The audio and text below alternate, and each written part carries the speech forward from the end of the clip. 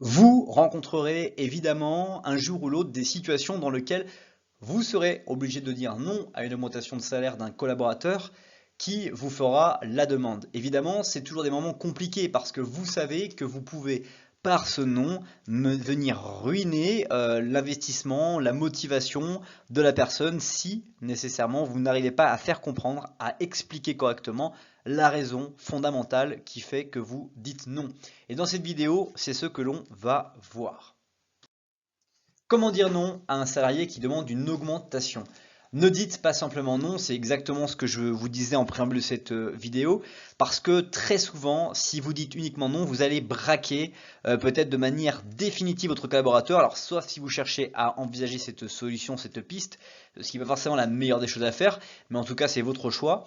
Et expliquez-lui surtout quelles sont les raisons qui font que vous dites non. Expliquez pourquoi c'est pas possible à ce moment précis, vraiment maintenant pourquoi il n'est pas en mesure de voir arriver cette augmentation de salaire et donc appuyez-vous sur des faits pour pouvoir faire cela. Et vraiment la principale chose qu'il faut retenir de cette vidéo, c'est le fait de planifier immédiatement une nouvelle évaluation. Lui dire que voilà, aujourd'hui, sur les faits qui sont constatés aujourd'hui, l'augmentation de salaire n'est pas possible, mais une prochaine augmentation de salaire est possible sur l'évaluation des nouveaux faits suivants qui ne pourront être concluants que par une amélioration, une évolution de ces faits que vous allez voir.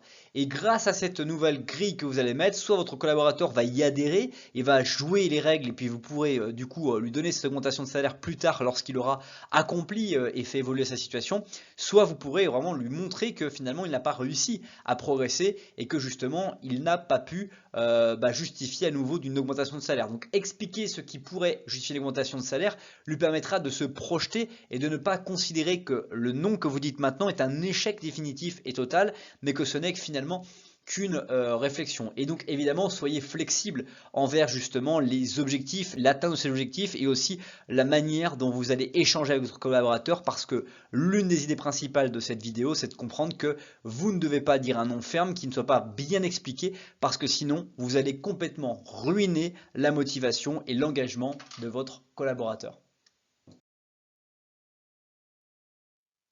Si tu veux aller plus loin, je t'invite à découvrir la vidéo qui s'affiche sous la flèche bleue ou à t'abonner à la chaîne sous la flèche rouge. À bientôt et merci pour avoir regardé la vidéo.